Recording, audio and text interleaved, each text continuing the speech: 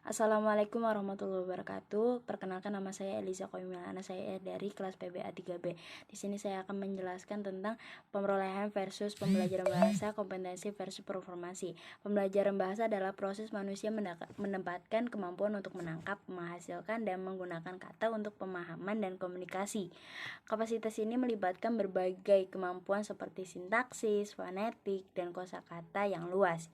Yang kedua yaitu pengertian pembelajaran bahasa. Pembelajaran merupakan upaya membelajarkan siswa itu menurut Degeng pada tahun 1989. Belajar bahasa pada hakikatnya adalah belajar komunikasi. Oleh karena itu, pembelajaran bahasa diarahkan untuk meningkatkan kemampuan pelajar dalam berkomunikasi, baik lisan maupun tulis. Itu menurut Depdikbud tahun 1995. Yang ketiga yaitu persamaan antara pemerolehan dan pembelajaran bahasa. Di sini kita akan membahas persamaan. Baik pemerolehan maupun pembelajaran pada hakikatnya adalah pembentukan kebiasaan berbahasa. Jadi pembentukan kebiasaan berbahasa sehingga ia memiliki kemampuan atau capability berbahasa yang dilakukan melalui serangkaian praktik berbahasa itu sendiri. Yang pertama yaitu meniru kegiatan atau meniru, imitation, juga berlaku bagi pemerolehan bahasa maupun pembelajaran bahasa. Peniruan itu baik dari aspek suara, kalimat, dan metode penggunaannya atau dalam konteks tertentu. Yang keduanya melalui tahapan-tahapan dalam proses kebahasaannya. Jadi bahasa juga melalui tahap-tahap tertentu. Poin yang keempat yaitu perbedaan antara pemerolehan bahasa dan pembelajaran bahasa. Apa sih perbedaan dari kedua itu? Selain persamaan tersebut, pemerolehan maupun pembelajaran bahasa juga memiliki perbedaan sebagai berikut, yaitu yang pertama, perbedaan motivasi atau tujuan. Pemerolehan bahasa digunakan sebagai dasar dalam berkomunikasi dengan orang di sekitarnya, sedangkan pembelajaran didasari oleh motif tertentu seperti ekonomi, pendidikan, sosial, dan lain sebagainya. Yang kedua yaitu pemerolehan bahasa dilakukan secara tidak sadar, sedangkan pembelajaran bahasa dilakukan secara sadar oleh individu yang bersangkutan.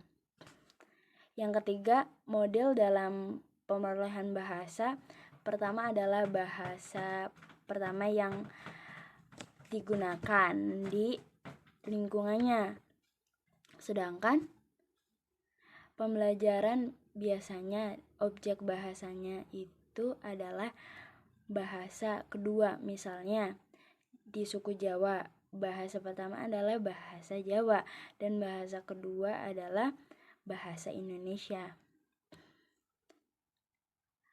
Lalu yang keempat, perbedaan waktu ini mengacu pada tahap yang dilalui, di mana pemerolehan bahasa pertama biasanya pada waktu usia anak-anak, dan yang paling baik pada periode masa kritis.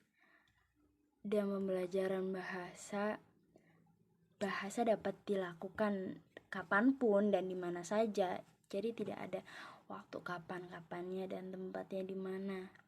Tapi untuk lebih efektifnya mungkin bisa diatur ulang. Yang kelima, pembelajaran bahasa adalah proses yang terjadi setelah pemerolehan bahasa itu terjadi. Poin yang kelima yaitu pengertian kompetensi. Apa sih kompetensi itu? Kompetensi adalah kemampuan kerja setiap individu yang mencakup aspek pengetahuan, keterampilan, dan sikap kerja yang sesuai dengan standarisasi yang diharapkan.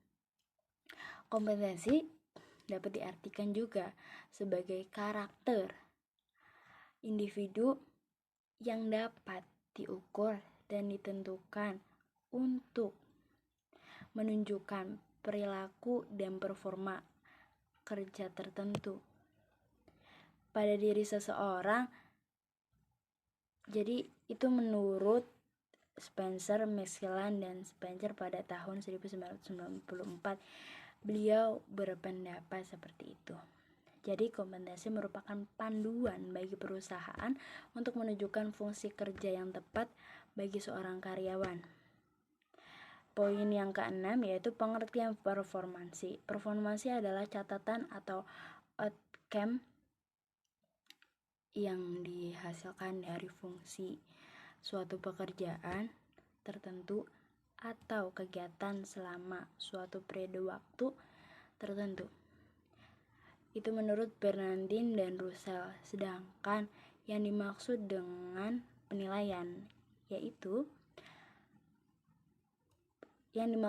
penilaian performansi adalah suatu cara mengukur kontribusi-kontribusi dari individu-individu anggota organisasi kepada organisasinya. Poin yang ketujuh yaitu perbedaan antara kompetensi dan performansi. Apa sih bedanya? Mari kita simak.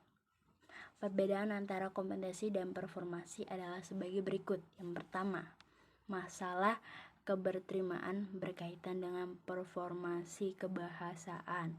Sedangkan yang kedua, kegramatikalan itu berkaitan dengan kompetensi kebahasaan.